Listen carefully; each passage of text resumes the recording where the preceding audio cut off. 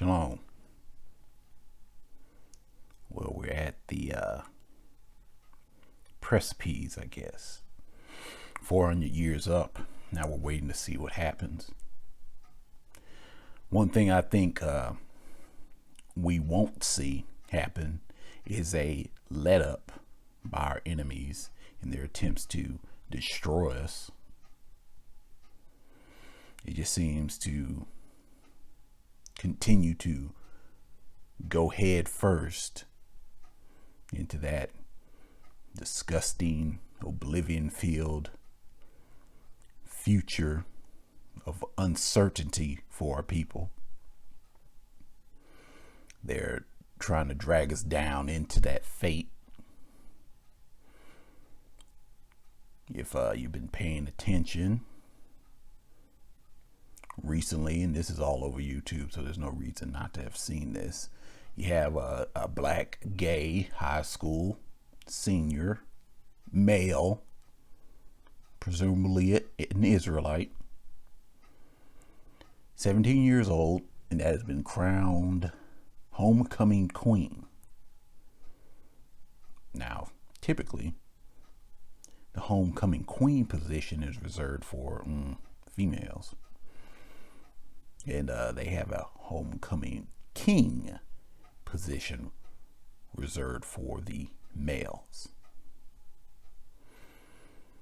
If you ask me, what it is showing us is the mindset of these creatures that have us captive is that the only way that we're going to rise in their ranks, rise up to the status of royalty, is if we are twisted. You know, it's like if we want to be royalty, the man has to be the queen and the woman has to be the king. That almost seems like what they're saying. That the only way that we can be at the top in their system, in their society, is if we are twisted. Is, you know, we have to literally be turned inside out. You know, right has to be left, left has to be right. You know, it's just a total inversion. That is the only way that we will rule in their societies. But, you know, that just says that's the way it will be in their societies if we choose to play along with them. There are options. You know, the one I prefer is segregation. Everybody going back to their land, just like scripture says. A total resegregation of the human species. No more of this overlap. No more of this kumbaya. You know, everybody holding hands. We are the world. You know, a place for everyone and everyone in their place. So it seems like for those of us that don't have a desire for that, who don't have a desire to return back to their place, what they have to look forward to is situations like that happened with this high school senior. They have that kind of world to look forward to. A world where a man can be crowned a queen. And obviously, if a man can be crowned the queen, what does that mean about the woman? The woman can be crowned the king, of course. So, total role reversal. Total gender reversal. They want this to be normal in our eyes. Naturally, those of us that are old enough to have our minds already developed, things like this won't work on us. So that tells you that it's not targeting the older generation. It's targeting the young generation, the impressionable generation. Those of us that are still developing in the mind. They see this, they see how it's normalized, they see how it's cheered for, they see how it's congratulated, and they think that that is the normal way. I mean, really, it almost makes you not want to have children in this day and age. It really does. Because you know your child will be subjected to this. You will be fighting tooth and nail to keep your children from this type of stuff. Hell, they're making laws now to make it harder and harder for you to keep your children at home, to homeschool. They're pushing right ahead with all that kind of stuff. Soon, it will be quite illegal for you to homeschool your children. You either give your children up to the system so that it may indoctrinate them, or you will lose your children permanently. They'll send armed thugs to your home to take your children from you through force with guns. You know, it's funny. We hear all this talk about gun violence, and, you know, Beto Francis dumbass O'Rourke is still at it. He's always talking about gun violence and how we need to take the guns from people. But they don't ever talk about the federal agents. They don't ever talk about the agents of the government that use those very same guns to take the children from parents. You know, they use those very same guns to force the citizens to comply to shit like this at this high school where this boy gets crowned a homecoming queen. No, you're not supposed to consider those individuals and their guns and what they're, and the kind of gun violence that they'll use against you to get you to swallow this bitter, disgusting pill with LGBT labeled on it. No, you're not supposed to consider them. The only thing you're supposed to consider are the law-abiding Americans and people in general, Israelites included, that own these guns. Those are the only people you're supposed to be scared of. You're not supposed to be scared of the federal agents and the government agents and the police agents that have a long, storied history of using their guns to force people to do things against their will. Foul, vile things. So yeah, it's coming. That's one of the reasons why they want the guns. Because they know when they start this initiative to force this stuff onto people, that will give people a whole lot of stuff to be mad about. You know? And they don't want you to be able to make a big mess of things when you get mad. They want to be able to put you down easily. You know? They don't want you to be able to put up much of a fight. That's what it's all about. So, I got homecoming queens. You know, men as homecoming queens. We have that now. We have that starting up now, you know. And of course, they made sure to use one of us as an example of that. So, this end of 400 years, it doesn't mean an end of our enemies trying shit against us. No. It just means that the Most High said he will start to hear us again, hear our complaints, hear our calls for help again. He will turn his face back to us when we call for him. That's all it means. That doesn't mean that our enemies will all of a sudden say, okay, 400 years are up, we're going to leave them alone. No, they're going to keep coming. They're going to keep on coming because they're like wild animals. If you know how like wild animals, where if you want a wild animal to stop doing something, can you talk reasonably to that animal? Can you say, hey, don't do that, wild animal? And the animal hear you and be like, okay, I won't do it. No, it's a wild animal. It will continue to do whatever its nature and instinct tells it to do. That's the same thing with these people. They will continue to push forward because their nature, their instinct, their directives, their programming, their agenda tells them to. But also, like wild animals, there is a way you can get them to stop. The only way you can get a wild animal to stop is through pain. You put some fire on the ass of that wild animal, and then it will stop doing whatever it is that it's doing. Thus, it's the same way for these individuals, for these creatures, for our enemies. The Most High will have to start putting the pain on them to get them to leave us alone. You have to start putting the pain on them for them to understand that we are off limits, that we are no longer prey. You know, it goes to that piece of scripture. Again, like I said, I ain't good with citing sources, but I can give you the raw summary of it.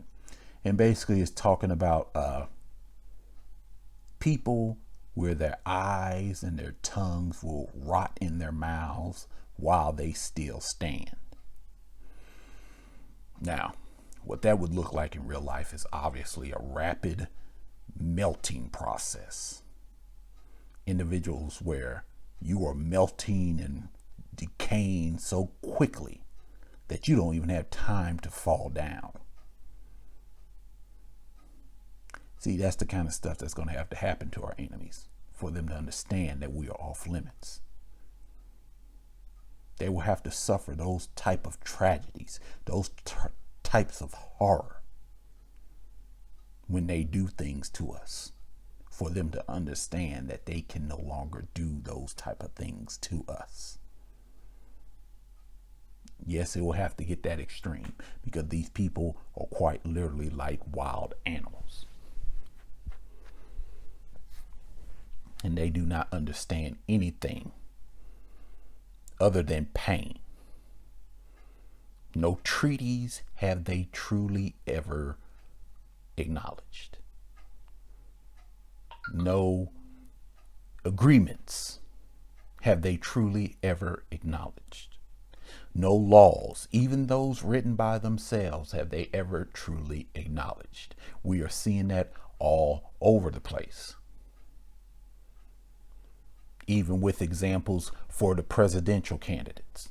Now they are openly boasting, demanding the breaking of their own laws. The breaking of the very laws that establish this country. They are openly saying, let's break it. Let's break those laws. Why not? You know? It's gotten just that rampant. And it just shows you time and again. This is the same thing that the Native Americans dealt with. You write a treaty with these people. You write an agreement with these people. They put their John Hancocks on the paper saying they swear not to do this and they swear not to do that. Believe me, it means nothing to them. Because again, they're like animals. The only way you can stop them is through pain and suffering. If you cannot inflict such pain and suffering on them, or if the Most High refuses to, then guess what? They're going to keep right on coming. That's what we're dealing with. And that's what we should expect not to stop happening. Even though this 400 years are up, do not think that these people are going to stop doing what they've been doing. The only thing that's going to happen differently now is that when we call on the Most High, He'll start putting the pain on their ass as a result. They'll still keep doing it, but now the possibility of severe punishment is here and it's real. Just have to call on them. You know, like it says in scripture, man does not live by bread alone. You only live by the word of the Most High, period. All aspects. That doesn't just mean sustenance. That means daily life. If you want to survive not being shot by some over vigilant, beastly cop, you call on the Most High. See, you don't just rely solely on your own efforts. That don't mean that you throw your own efforts out the window, though. That don't mean that you walk around butt naked and barehanded. You know, none of us are more righteous than David. So why would any of us believe that we do not need the weapons of war? David fought with the weapons of war of his time. He fought with a sling, slayed Goliath. By comparison, a sling would be equivalent to a handgun in this day and age. It's a projectile weapon. When he went to war with Israel against their enemies, he fought with swords. So none of us should believe ourselves more righteous than David to the point to where we think that we don't need any weapons of war. Yeah, we need weapons of war. But what that also means is that even though we have weapons of war, we don't put our faith totally in that. We understand that the Most High is the ultimate judge of who will be victor. So our faith is in him, though we also have the tools to fight. You know, you kind of look at it like carpentry, I guess. You can have the tools that you need to be able to build a chair. But if you don't have the understanding on how to build a chair, it doesn't matter what tools you have. The Most High is that understanding. You know, he will allow you to put the tools to proper use so that you can become a victor. So, 400 years, don't expect an end of our enemies fucking with us. They're going to keep on effing with us. And this, you know, this Brandon Allen homecoming queen crap is just one example of that. You know, and it's, you know, it's happening over across the pond too. You know, in the UK, 2 black kids were kicked out of school because they didn't want to partake in an LGBT story hour at their school. 2 black kids, and you know, the school kicked them out. You know, running their name through the mud. So yeah, these bastards are targeting us. They definitely are. Their foul, disgusting asses are targeting us. And that will be the way until the Most High finally shows them that it is in their worst interest to target us. Something to look forward to. Another thing. I've noticed several YouTubers, Israelite YouTubers, that they're making notice of alien sightings now. Now, you know, I ain't never really said anything about UFOs and stuff like that. Though I do believe I did see a couple, you know, a few years ago. I don't really know what to say about that, because there is a piece of scripture in the Bible. There are several pieces of scripture in the Bible that would suggest maybe that at the very least, the angels of the Most High are extraterrestrials, and, you know, they utilize advanced technology to traverse the skies, what we would call UFOs, you know. But also there is another piece of scripture where it says, do not look to the skies or something like that and be amazed or be afraid at at the sights, even though that the Gentiles are amazed and afraid. I always thought about that piece of scripture when it comes to things like UFOs, you know. So I always keep my expectation and amazement and concern about that low, because these people, These people are devious. Again, like I said, they don't honor any concepts of treaty or boundaries. They will try anything. So they is not beyond their minds to fabricate things, fabricate events that they hope can drive a narrative forward. You know, it's already been suggested many times amongst the conspiracy theorists that a fabricated first contact scenario could be in the works. First contact meaning aliens touching down on planet Earth and actually coming in contact with people, you know, and this becoming a, you know, national thing. Everybody knows about it. It's not top secret. It's first contact. So it's already been theorized that that could be something in the works, staging a first contact type thing, and using the so-called aliens to drive a global narrative. Push for humanity uniting underneath one banner, if you will. Pushing for the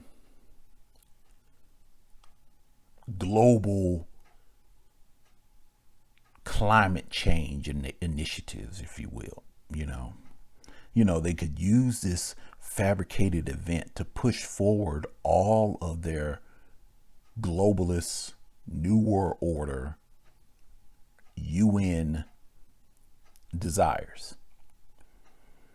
But I always had like a certain idea about how can you tell if it's real or fake if something like that happens. Well, I always said this: if the aliens show up and the very first people that they want to talk to and have relationships with are these white Gentiles who have basically been raping and pillaging and destroying the damn planet, then they're fake.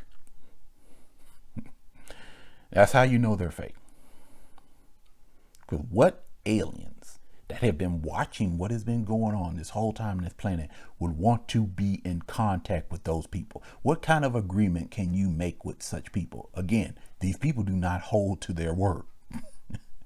They make laws that they themselves can't even play by. So what supposedly higher intelligence beings that have been watching what has been happening on planet Earth this whole time, what beings would in their right mind want to come down and have any kind of association with such people? It doesn't make any sense. You know, what, the aliens are so smart that they like being lied to? Well, yeah, the aliens and the white Gentiles, they sign a treaty, right? The aliens are like, okay, we'll give you all this extra technology so that you can make the world a better place, as long as you promise not to use it for any weapons or anything. White Gentiles like, yes, we promise not to use it as any weapons. We will sign our signatures on this piece of paper showing that we promise not to use any of this technology for anything weapon-wise or anything. So the aliens like, okay, cool. Here you go. Here go your phase matter transmitters and your implosion reactors and everything. So they give them all this fancy weapons, right? Very next day, the white Gentiles are trying to figure out how to turn that shit into a new bomb, a new gun, and some new type of war machine. The very next day, they will break that treaty. You know, so that's what I always thought. I was like, if first contact is amongst the white Gentiles, it's a bunch of bullshit. Now, if first contact is around a bunch of maybe like a poor downtrodden African people, or hell, poor downtrodden Israelites here in America, then maybe it's real. You know what I'm saying? Because hey, the people that are gonna play by the rules that you set are obviously going to be the people that have the most to gain, right? The people that already have everything going for themselves, they're going to be the least likely to play by any kind of contracts or anything like that. It's going to be the people that really, truly need every bit of help you give them that are going to, play by the rules, And I would think that some higher intelligent beings would understand something like that. So that's how you'd know, if a UFO landed in the middle of the White House lawn, then you know that that's some bullshit, unless it was there to blow it up. But if the UFO landed in the middle of shit, I don't know, some ghetto somewhere, then maybe it's real, You know what I'm saying? So yeah. Anyway, I just want to throw my 2 cents in on the whole UFO phenomenon, and if that's something that us Israelites should be concerned with. Time will tell.